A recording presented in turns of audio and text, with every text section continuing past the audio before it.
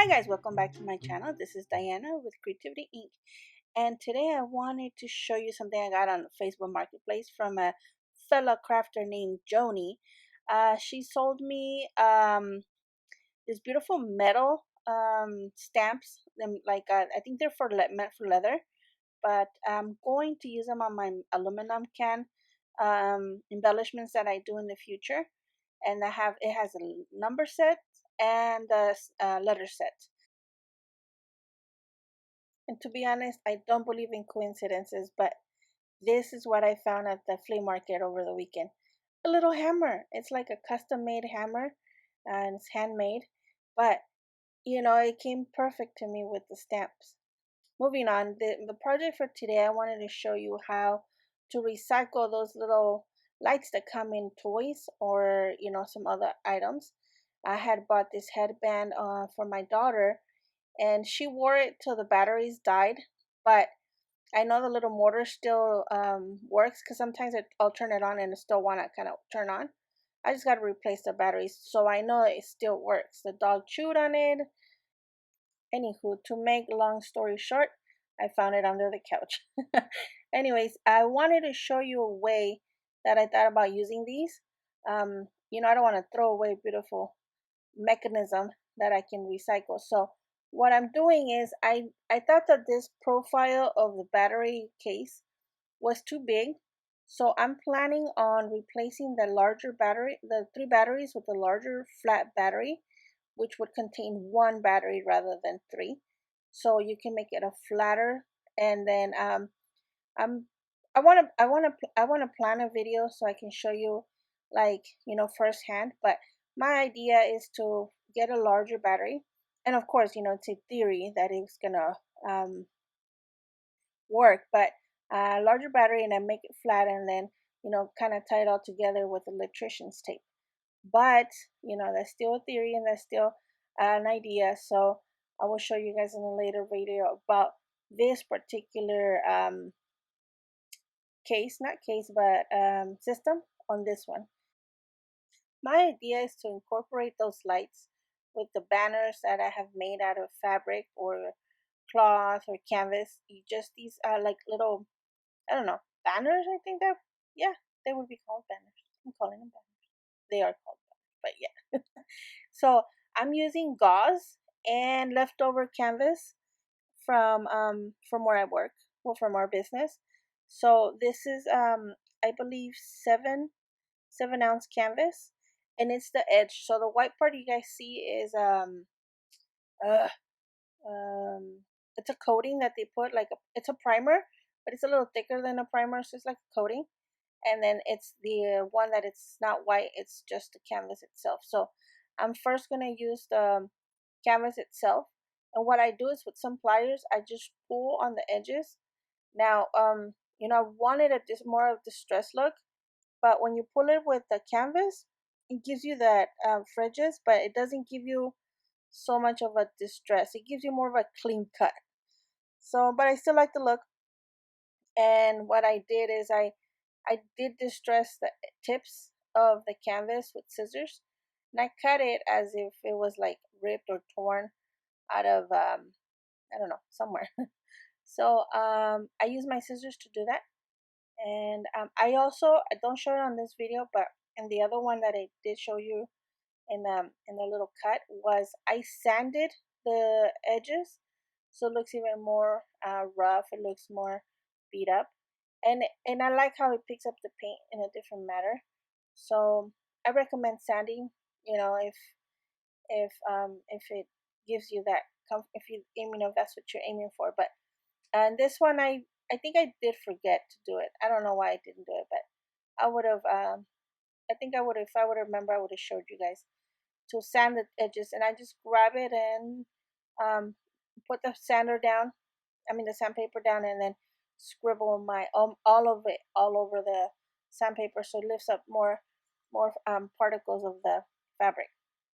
Once I have that, my hard banner. So what I do is basically for the banner, I'll do two fabrics, one that's harder and one that's like the softer, that's gonna give you the basic, not the basic, but like just texture. It's not like it's not gonna hold the shape of a banner, but it is just gonna give you that texture or that 3D effect. So in this one, I'm using gauze, and I'm going to just rip the edges and pull it so that it looks more stressed. Now, you see how it rolls? That is a problem for me. So you guys will see me struggle with it, but I don't know how to avoid it. If you guys can maybe tell me how. I was thinking of ironing it and doing that cornstarch and stuff like that, but I then it wouldn't be distressed, it'd be flat, and I don't know. So I had the idea of it, but at the same time I struggled with it because I wanted it to be distressed. I don't want it to be flat, but it made me struggle a lot because it wants to curl, like, it's so hard to work with. Didn't want to cooperate on top of that. So, you guys will see me struggle for the next 5-10 minutes. But meanwhile, I can talk to you guys about, how I paint them or distress them. As you guys know, I use mostly water and coffee, water and washed out black. So that's pretty much what I use the most. In this case, is not an exception, I guess. So after I do all that coffee staining on both sides, I decided I'm gonna glue it after, so it's wet. And I thought it would be easier because it would be like heavier. This the gauze. And I figured it would probably like stick on the back and stuff like that. But I think it didn't work as much as it did when it was like dry. Just because I've done it on dry and not dry, and it didn't make that much difference. I still struggle with it. We were still wrestling back and forth. So to be honest, that's not the case. Maybe if I put gesso, I mean not gesso, but like gel and stuff. But I don't know. I think maybe this wrestling is gonna be part of this whole process. I don't know. You be judged. Maybe, also, now that I'm looking at it and, post editing Diana here, observing myself, I think maybe if I would have done it a little longer, like not longer, but wider, maybe. I don't know. But I mean, it would still roll, but maybe I wouldn't struggle as much to get my little piece inside my little piece. If you guys know what I mean. So, this is me pulling the edges just because I need that distress edge. I can't have clean cuts. But as for now, I'm just using the pliers. I mean, to pull it off. And then this is what I do. Now I let it dry for a little bit, thinking it was gonna maybe work better. Dried didn't work. See how I'm still struggling? It's a little dry, but I'm still struggling with it. So I'm shaping my banner how I want it. I think what I did is on your left side, I did the fold coming up on the banner, and then I did the fold coming down on the right. As you guys see here, I'm showing you how the profile of the battery case is too high. So if you put it on your junk journals, it'll be like really high, and then we already struggle to put all kinds of ephemera and stuff on it. So I feel like it would have made things worse by leaving it there. That's why I decided to cut it, and I decided to make the profile of the lights a lot more thinner. So what I did here is I grabbed the ears of the little headband, and I used the fabric to make a little bit of a height, because I know at the end of the day I'm gonna have to hide something. So I'm just adding a little depth and height so I can hide the battery pack and the little light bulb and the little light bulb tube that you guys see there under that, so that you can see the lights coming down from it. But I'm not gonna need as high as that is, but it gave me an idea as to how much I needed to raise it off the paper, or not raise it off the paper, but at least give it a gap as to some where I can tuck in this mechanical or electrical little component here. as you guys see on the first part that I glued, I use another piece of that ear fabric to hold in the glued part. I only did that because I don't want the marks of like the thongs holding it down, because on the first very first one that I did, since I leave them overnight, I left the thongs on, and it left an impression that I couldn't take off, and I really hated it, and I ended up not using it just because it had that mark and it was really bothering me. Now it's time for my most favorite part of all, and that's to paint it. I have the basic down, which is the coffee water. Now I'm gonna use my watered down black, and what I do is I basically start with the darkest. So this is before the paint in this bottle is a little bit already watered down, but I use it as a basic, sort of like a shape, or give shadows and highlights, um, depthness to my whatever I'm working on, to my piece. So I'll start with the darkest form of the paint and work my shaping around it and my shadowing around it. Then I'll add either coffee water or more water to it, so it just dims the color down. But now it gives me like, like if you have a picture, you highlight your low lights, your midtones, and stuff like that. So that's kind of like I see it when I paint something. So I don't know. I don't know if you guys think about it that way, but maybe because I take pictures, I think about it that way, that it needs the midtones and highlights of everything that I do. I like to give it shadows or that depth of field. You know what I mean? I feel that by doing this, I give my piece a main focus. A point where you can focus. In this case, I'm going to focus on the words that I'm going to eventually put there. So for my eyes, it's important for me to highlight the center. And another way I did these banners is the same canvas, because that's my hard, uh, that's what's gonna hold my structure. And I did this like mummy fabric, or I don't know if it's mummy fabric or spider web fabric, but I got it at the during Halloween, I think at Walmart, or actually I get them after Halloween, for that clearance, so that 75% off. So I got this whole thing for like 25 cents, and I use it a lot. I used it as a cover in one of my journals, the blue journal, that my traveler's journal that I did. This is what I used for that. So it's a good texture, and this is a little easier to work with because it doesn't roll, and I really like it how it came out on the banner. This was the first time I did a banner with it, and I really liked it. So I think from now on I'm not gonna use the gauze, and I'm gonna use this I don't know. We're gonna call it the mummy wrap. And so what I did is I make sure you had a plan where you're gonna glue everything down, and then I use the same kind of thing for everything. I use my Elmer's glue. I feel like I'm in school when I use Elmer's glue. It might be a psychological thing why I always use Elmer's glue and not those, like, I don't know, fancy expensive glues that I see like grown-ups use. But for me, part of crafting is, you know, going back to, little kid, like making cool stuff. Anyway, so coming back to reality. Oh yeah.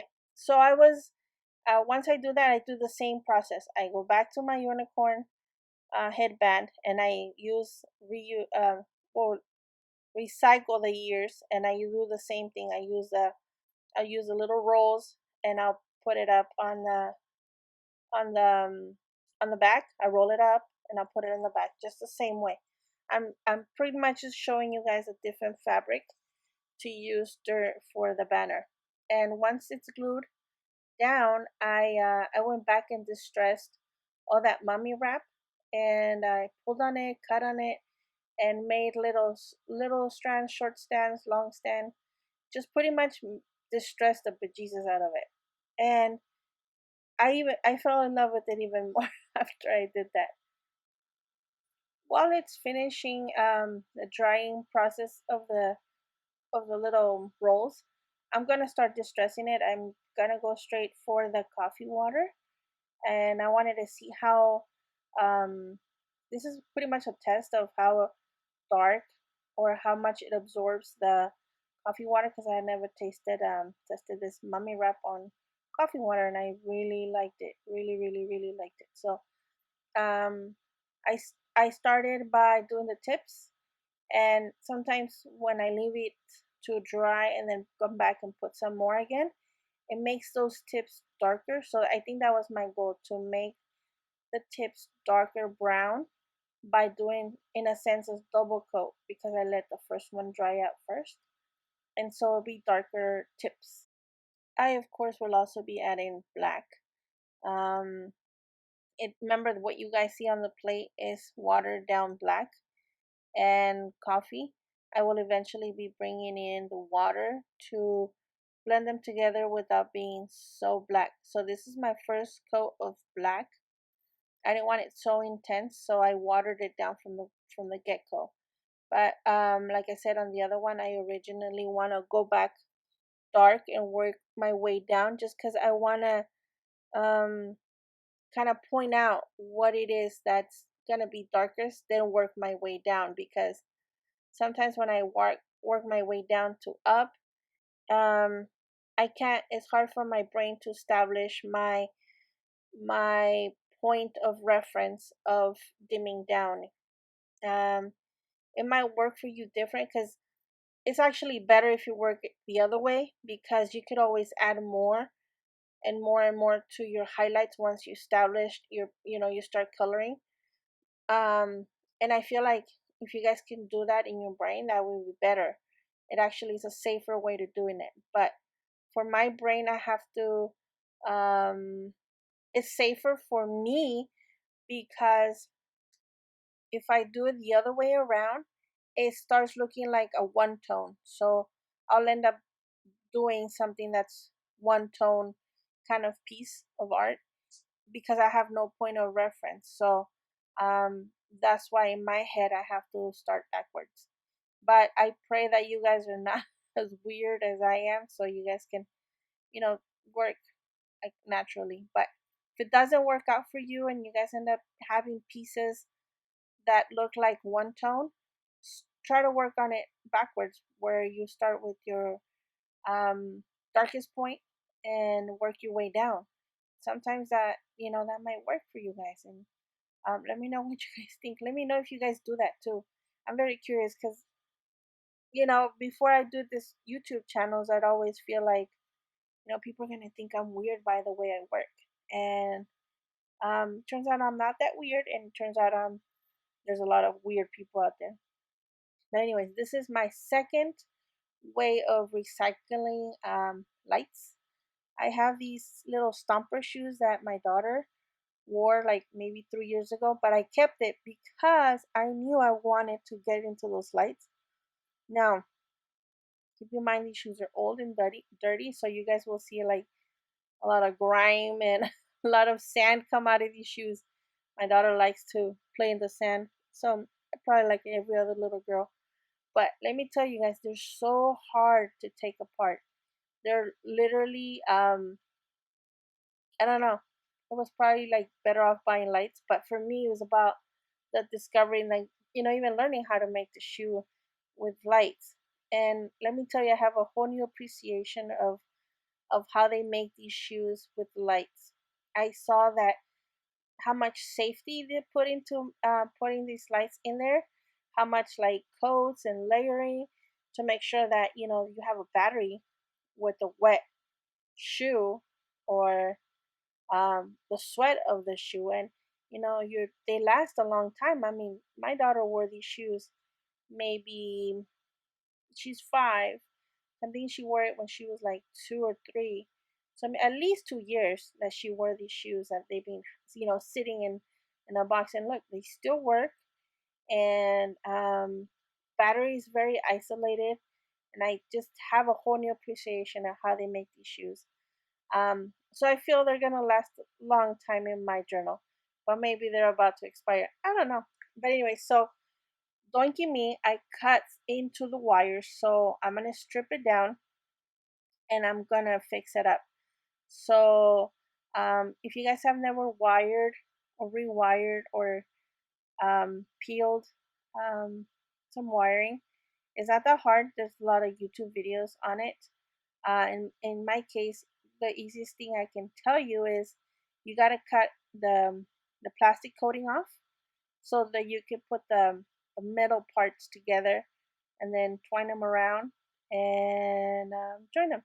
But in this case, they had like a fiber coating on them, so I cut as much as I could out of it, so that when I unite the metal parts, the copper parts, they have a direct bond rather than um, having sometimes they won't even touch if you leave it like that.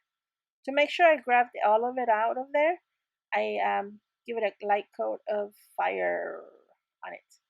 So once I have it cleaned and cut, fibers cut out of it, I twist it to make the bond of the wires, and then I use my painter's tape, not my painter's tape, sorry, my electrical tape. What I do is I first put the tape around my twisty parts of the joint or the connection, and then once I wrap that, isolate that um, twisty part, then I bend it and I attach it to one of the side of the cables. I think my dad taught me this long time ago. I'm not sure if it's him, but most of the things I learned, like sort of these things, I know that I learned them from him. So I'm just gonna give him the credit.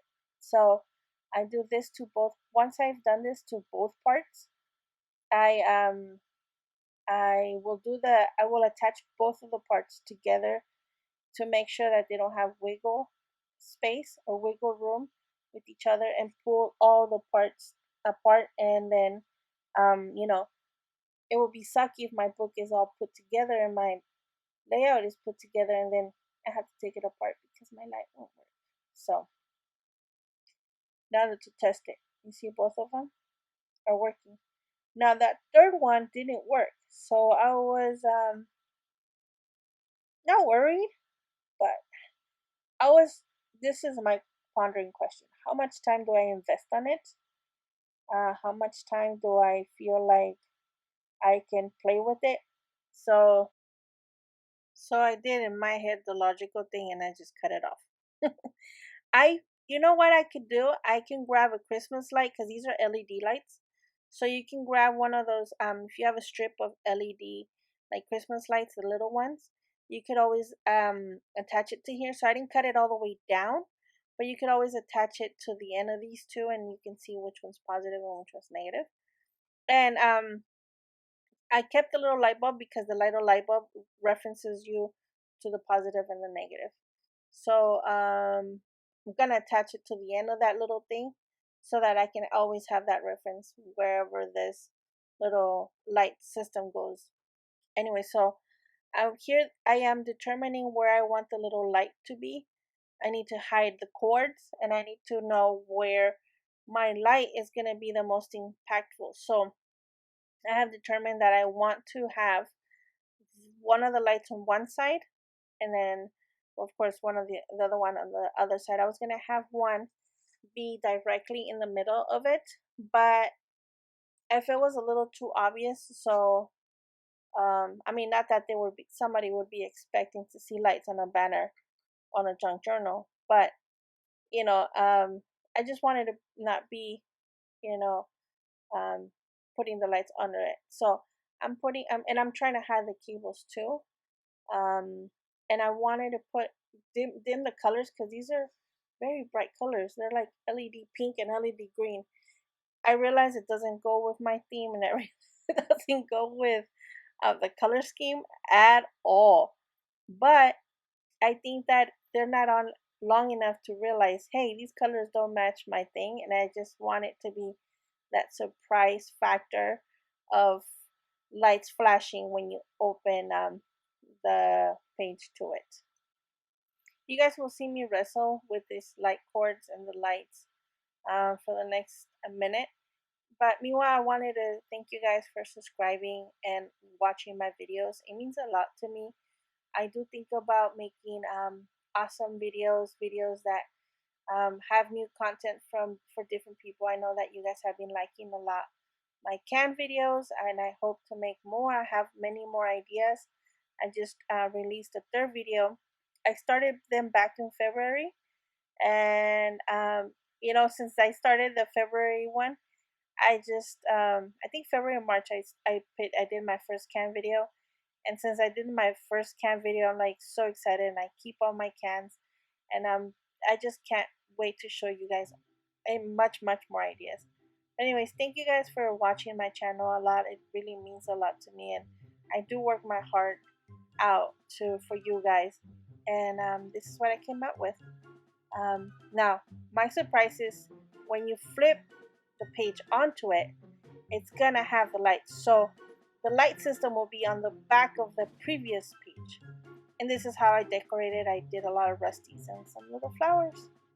I can put this whole panel of like little display on top of my paper or my journal layout that I'm gonna work on, and I just write my title on it after. Anyways, thank you guys for watching. Really means the world to me. I really appreciate it. Stay safe, guys. Until next time. Bye.